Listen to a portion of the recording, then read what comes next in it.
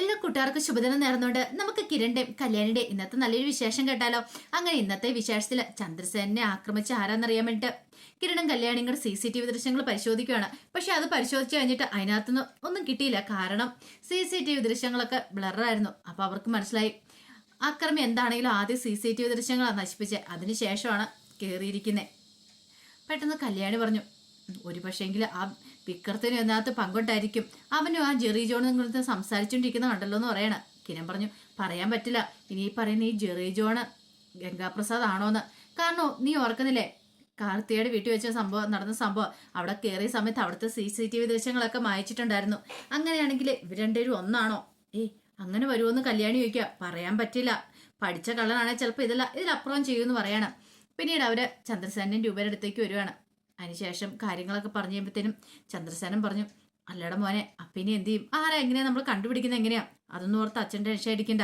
എനിക്ക് നല്ല സംശയമുണ്ട്, ഈ ഗംഗാപ്രസാദ് എന്ന് പറയുന്നതിനാണോ ഈ ജെറി ജോണായിട്ട് ഞങ്ങളുടെ മുന്നിലേക്ക് വന്നേന്ന്.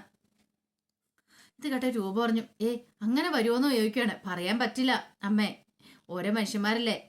എന്തായാലും മോനെന്ന് അഭിനയിച്ച് നന്നായില്ലേന്ന് ചോദിക്കുകയാണ്. ശരിക്കും എല്ലാവരുടെ മുന്നില് ഈ പറയുന്ന ജെറി ജോണിന്റെ മുന്നിലും മോൻ എഴുന്നേക്കാൻ പറ്റില്ലാത്ത ബന്ധമല്ലേ അഭിനയിച്ചേ. അതുകൊണ്ട് ആ ഒരു കാര്യത്തിൽ ഇനി പേടി വേണ്ട. അല്ലെങ്കിൽ മിക്കവാറും അയാൾ 3-4 വട്ടം വീട്ടിൽ വന്നുകൊണ്ടിരുന്നല്ലേ. മോൻ അങ്ങനെ ഒരു സംശയം ഉണ്ടെങ്കിൽ ഒന്ന് ഓർത്ത് നോക്കിയെന്ന് പറയണം. അത് ശരിയാ, കല്യാണി എന്നോട് പലവട്ടം പറഞ്ഞ ജെറിച്ചേട്ടനോട് സത്യങ്ങളൊക്കെ തുറന്നു പറയാന്ന്. പക്ഷെ ഞാനാ പറഞ്ഞ വേണ്ടാന്ന്. അതിപ്പം നന്നായെന്ന് എനിക്ക് തോന്നുന്നുണ്ടെന്നൊക്കെ പറയണം. ഇത് കേട്ട് കഴിഞ്ഞപ്പോ കല്യാണി പറഞ്ഞു, അത് ശരിയാന്ന് പറയണം. പിന്നീട് രാഹുലിന്റെ അടുത്തേക്ക് ശാരിയും സരയും കൂടെ വരുന്നുണ്ട്. സരയു വന്നിട്ട് പറഞ്ഞു, അതെ എനിക്ക് പുറത്തു വരാം, അത്യാവശ്യം അവിടുന്ന് പോകണമെന്ന് പറയണം. അത് കേട്ടപ്പോൾ രാഹുൽ പറഞ്ഞു, പോകുന്നതിനൊന്നും കുഴപ്പമില്ല, അതിന് മുമ്പ് ഒരു സന്തോഷ വാർത്ത കേട്ട് പൊയ്ക്കോളാൻ പറയണം. സന്തോഷ വാർത്ത അതെന്താ? മോനെ കിടത്തിയ പോലെ തന്നെ അച്ഛനെ കിടത്താനായിട്ട് ശ്രമിച്ചെന്ന് പറയണേ.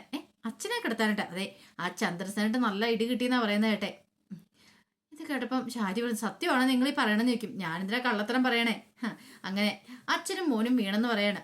സരയു പറഞ്ഞു, അയാൾ അതുപോലെ കിടപ്പിലായോ? അയാൾ കിടപ്പിലൊന്നും ആയിട്ടില്ല, പക്ഷെ ആ സമയത്ത് രൂപ തോക്കെടുത്ത് ചൂണ്ടിന്നൊക്കെ പറയണേ. അങ്ങനെ അതുകൊണ്ട് അവൻ രക്ഷപ്പെട്ടേന്ന് പറയണേ. അല്ല, ആരായിരിക്കും അവിടെ കയറിയെന്ന് ചോദിക്കുക. കയറിയത് ആരാന്നോ?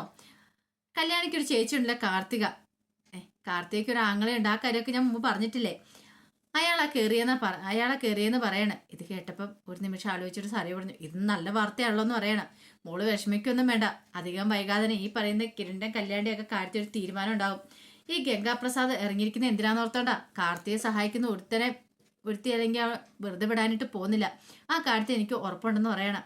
ഇത് കേട്ടിഞ്ഞിപ്പോ ഒന്ന് ആലോചിച്ചു. സരിയ പറഞ്ഞു, അങ്ങനെ നല്ല കാര്യമല്ല അച്ഛാന്ന് ചോദിക്കുക. പിന്നെ ആണോന്നോ? ഞാൻ അമേരിക്കയ്ക്ക് പോകുന്നതിന് മുമ്പ് ആ കല്യാണിയുടെയും കിരണിന്റെയും പതിനൊന്ന് കണ്ടാൽ മതിയായിരുന്നു പറയണം. അല്ല മോളെ, നീ അമേരിക്കയ്ക്ക് പോകുന്നതിനെ കുറിച്ച് ചിന്തിക്കണ്ട, നീ വേറെ എന്ത് വെള്ളം ചിന്തിച്ചോളാൻ പറയാ. അതെ അച്ഛാ, അച്ഛനാണല്ലോ എന്ന് കരുതിയാ ഞാൻ ഒന്നും മിണ്ടായിരുന്നേ. ഇനി എന്റെ നാവിന് എന്തെങ്കിലും കേൾക്കൂട്ടോ. കുറെ നാളായി അച്ഛൻ ഇത് തന്നെ പറഞ്ഞുകൊണ്ടിരിക്കുന്നത്. എന്റെ മനുവേണ്ട എന്തോ ഒരു കുഴപ്പം നിൽക്കും. ഒരു കുഴപ്പമില്ല, അറിയാത്ത പിള്ളേക്ക് ചൊറിയുമ്പോൾ അറിയുന്നല്ലേ. മോള് പോയിട്ട് വരെ, ഇനിയിപ്പം ഞാൻ ഒന്നും പറയുന്നില്ല എന്ന് പറയണം.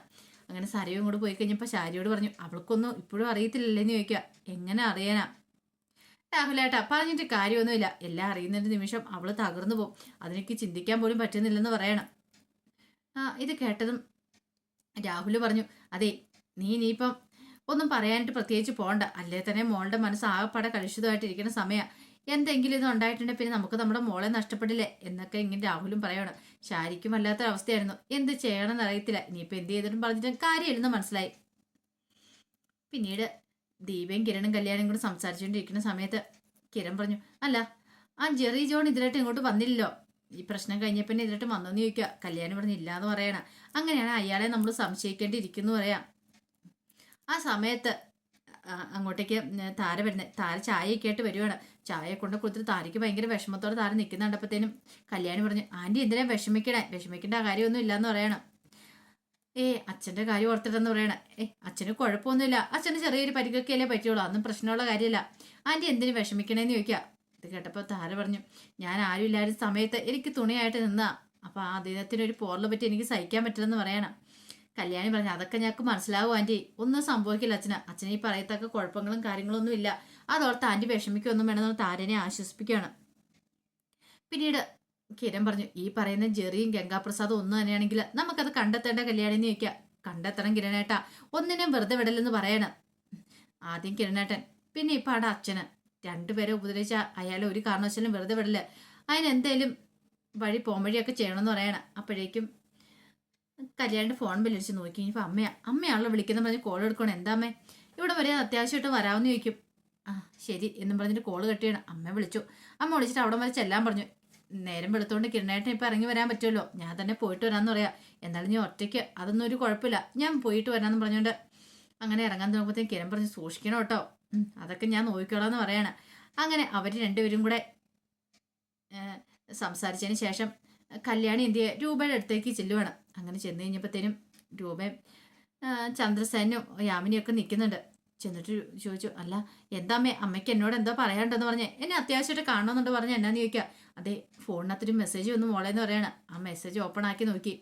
കാർത്തികനെ സഹായിക്കുന്ന ആരാണെങ്കിലും അവരെയൊന്നും ഞാൻ വെറുതെ വിടത്തില്ല, എല്ലാത്തിനും ഞാൻ തീർത്ത് കളയുന്നൊക്കെ പറഞ്ഞുകൊണ്ട് പിന്നീട് കല്യാണി ഇത് ആ നമ്പർ ആരുടെയാന്ന് അറിയാൻ നോക്കി. പക്ഷെ വ്യക്തമായൊരു വിവരം കിട്ടിയില്ല. അങ്ങനെയാണെങ്കിൽ ഇത് ആരായിരിക്കും? ഒരു പക്ഷേങ്കിൽ ഗംഗാപ്രസാദ് ആയിരിക്കും.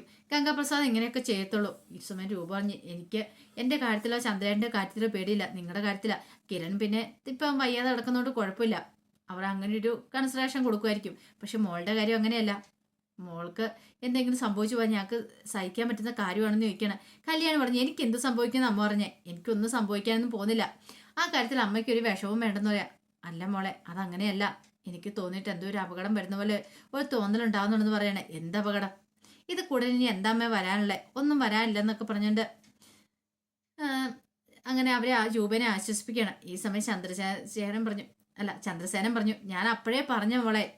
പക്ഷെ രൂപയ്ക്ക് ആ പാട്ട് ടെൻഷൻ മെസ്സേജ് കണ്ടുകഴിയുമ്പോൾ എന്തിനാ അമ്മയും അച്ഛനും ഇങ്ങനെ സങ്കടപ്പെടുന്നത്? എനിക്ക് സങ്കടമൊന്നുമില്ല മോളെ, ഇവളെ കുറിച്ച് ഓർത്തിട്ട് മാത്രം എനിക്ക് വിഷമമുള്ളെന്ന് പറയണം. ഇതൊക്കെ കേട്ട് കഴിഞ്ഞപ്പോൾ കല്യാണി പറഞ്ഞു, എന്തിനാ എല്ലാവരും ടെൻഷൻ അടിക്കുന്നത്?